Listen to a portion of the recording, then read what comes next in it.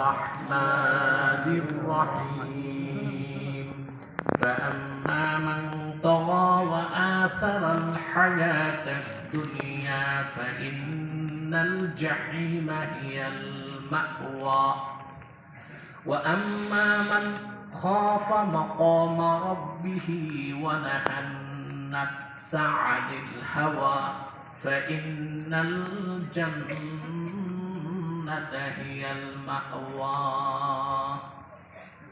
الله تعالى বলেন فأما من طغى وآثر الحياة الدنيا যে ব্যক্তি সীমা লঙ্ঘন করল তুগয়ান মানে হচ্ছে সীমাতিক্রম করা। কি করা? নদীতে যখন প্রবল স্রোতের সাথে পানি বর্ষিত হয় আর পানি যখন দুই কুল পেরিয়ে লোকালয়ে চলে যায় সীমাতিক্রম করে, তখন আরবিতে বলা হয় তগান নাহার, নদী সীমা লঙ্ঘন করছে। নদী কি করছে? অর্থাৎ তার দুই কুলে পানি যেখানে থাকার কথা। মাইকম্যান আছো তুমি? জীবিত? আমার খুব বেশি সাউন্ড দরকার নাই, ক্লিন আওয়াজ দরকার, শীষ না দেয়, ডবল না হয়, স্পষ্ট, রিল্যাক্স। ঠিক আছে? নদী যখন তার দুকুল ছাপিয়ে লোকালয়কে প্লাবিত করে তখন বলা হয় কি তগল নাহার, নদী সীমালঙ্ঘন করছে। তগল মা উফিন নাহার, নদীতে পানি সীমালঙ্ঘন করছে। কি করছে? সীমালঙ্ঘন করছে। আল্লাহ তাআলা বলছেন আম্মা মান তাগা, যে ব্যক্তি সীমা লঙ্ঘন করলো, আল্লাহ যে সীমা নির্ধারণ করছেন এই সীমা কি করলো? লঙ্ঘন করলো। ওয়া আথারাল হায়াতাদ দুনিয়া, আর দুনিয়ার জীবনকে আখিরাতের উপর প্রাধান্য দিল। ফাইন্নাল জাহিমা হিয়াল মাওয়া, পরকালে তার আবাসস্থল হবে জাহান্নাম। وَأَمَّا مَنْ خَافَ مَقَامَ رَبِّهِ وَنَهَى النَّفْسَ عَنِ الْهَوَى فَإِنَّ الْجَنَّةَ هِيَ الْمَأْوَى। আর যে ব্যক্তি আল্লাহর সামনে দাঁড়াবার ভয় অন্তরে পোষণ করলো, আল্লাহর সামনে দাঁড়াতে হবে এই ভয় অন্তরে রাখলো, এই ভয় অন্তরে রাখবে। ওয়ানাহান নাফসা আনিল হাওয়া, আর তার প্রবৃত্তির চাহিদা থেকে নিজকে রক্ষা করবে। ফাইনাল জান্নাতা হিয়াল মাওয়া, পরকালে তার আবাসস্থল হবে আল্লাহর জান্নাত। বলেন সুবহানাল্লাহ। আল্লাহ তাআলা সুবহানাহু ওয়া তাআলা যে কথাগুলো বললেন, এই চারটা আয়াত আমরা শুনলাম। কয়টা আয়াত? এখানে আল্লাহ তাআলা মূল বক্তব্য হচ্ছে নন্দিত মানুষের নন্দিত গন্তব্য আর নিন্দিত মানুষের নিন্দিত গন্তব্য। ইমানদার, যার আমল ঠিক, ইমান ঠিক, চরিত্র ঠিক, সে হচ্ছে নন্দিত মুমিন, তার গন্তব্য হচ্ছে নন্দিত জান্নাত। আর যার ইমান নাই, বেঈমান, কাফের, মুশরিক, সংশয়বাদী, নাস্তিক, নৈরাজ্যবাদী,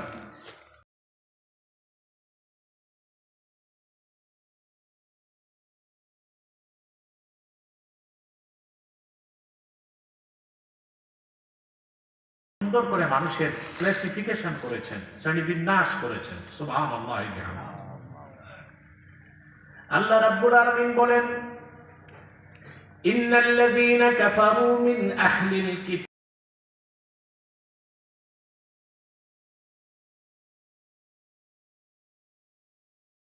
উলাইকা হুম শাররুল বারিয়াহ, যারা কুফর করেছে, কোরআন সুন্নাহকে বিশ্বাস করে না, আখিরাতকে বিশ্বাস করে না, কাফের। মিন আহলিল কিতাব, আহলি কিতাবদের মধ্য থেকে, মুশরিকদের মধ্য থেকে। আহলি কিতাব কারা বলতে পারেন? আমরা মনে করি ইহুদি খ্রিস্টান। হানাফি ফাতোয়ার মতে কোন মুসলিম আহলে কিতাবী মেয়েকে বিয়ে করতে পারে, জায়েজ। না বুঝে আমার দেশের অনেকে ইউরোপ আমেরিকায় যে ইহুদি খ্রিস্টান মেয়েদেরকে বিয়ে করে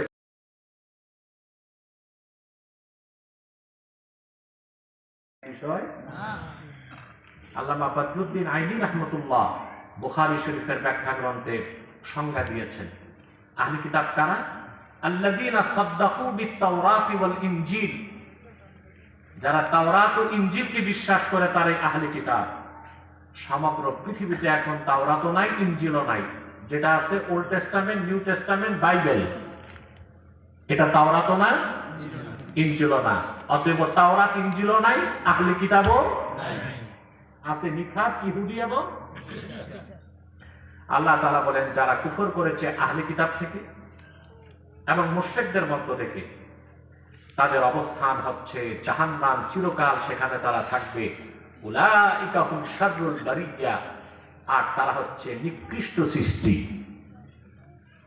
উকিল, ম্যাজিস্ট্রেট, ব্যারিস্টার, মন্ত্রী, এমপি, সিআইপি, ভিআইপি, ব্যক্তি যত তার পার্থিব চৌলুস থাক, ডিগ্রি আছে, টাকা আছে, পয়সা আছে, বিত্ত বৈভব আছে, কর্মী আছে, জনতা আছে, সমর্থক আছে, ঈমান নাই, আল্লাহর দৃষ্টিতে সে নিকৃষ্ট সৃষ্টি।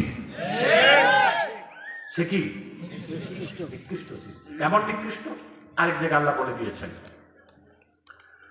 উলাইকা কাল আনআমি বাল হুম আদাল উলাইকা হুমুল গাফিলুন। বেঈমান ঈমানের দৌলত থেকে যে বঞ্চিত, ঈমান আনে নাই, তারা হচ্ছে চতুষ্পদ জানোয়ার সদৃশ। চতুষ্পদ জানোয়ার তো চিনছেন? এটা কোন এলাকার ভোটার? ভোটার না, আপনার তো এখন ভোট ছাড়া কিছু আর বুঝতেছেন, এই জন্য বললাম কোন এলাকার ভোটার। কুকুর, বিড়াল, শূকর, এগুলো হচ্ছে চতুষ্পদ জানোয়ার। বাল হুম আদল, আল্লাহ বলেন বরং কাফের এবং মুশরিক তার চেয়েও খারাপ। তো যারা কাফের, মুশরিক, বেঈমান তারা হচ্ছে নিন্দিত, তাদের গন্তব্য কি? নিন্দিত। আর যারা মুমিন তারা কি? নন্দিত। সুবহানাল্লাহ, আল্লাহ পাক সেটাও বলে দিয়েছেন, ইন্নাল্লাযীনা আমানু ওয়া আমিলুস সালিহাতি উলাইকা হুম খায়রুল বারিয়াহ। আর নিশ্চয় যারা ঈমান এনেছে, নেক আমল করেছে, তারা আল্লাহর আকাশের নিচে উত্তম সৃষ্টি।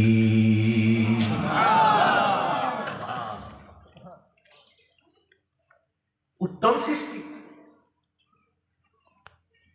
তাহলে এই পৃথিবীতে যে ব্যক্তি মুমিন, তার বিত্ত বৈভব নাই, জনসমর্থন নাই, কর্মী নাই, বাড়ি নাই, গাড়ি নাই, কিচ্ছু নাই, ঈমান আছে, আল্লাহর কাছে সে দামি, সে উৎকৃষ্ট সৃষ্টি। আর যার ঈমান নাই, বিত্ত বৈভব আছে, ডিগ্রি আছে, জনসমর্থন আছে, টাকা আছে, পয়সা আছে, বাড়ি গাড়ি সব আছে, আল্লাহর দৃষ্টিতে সে কি? নিকৃষ্ট। শাররুল বারিয়া, হোক সে মন্ত্রী, হোক সে প্রেসিডেন্ট, যার ঈমান নাই, আল্লাহ তাআলার দৃষ্টিতে সে নিকৃষ্ট। আর একজন মজদুর, কৃষক, রক্ত পানি করা ঘামের পয়সায় যে সংসার চালায়, তার যদি ঈমান থাকে, আল্লাহর কাছে সে উৎকৃষ্ট। বলেন সুবহানাল্লাহ। এখন একটু রাজনৈতিক আলাপ করতে হয়। আমি রাজনীতি করি না, এটা আপনারা জানেন।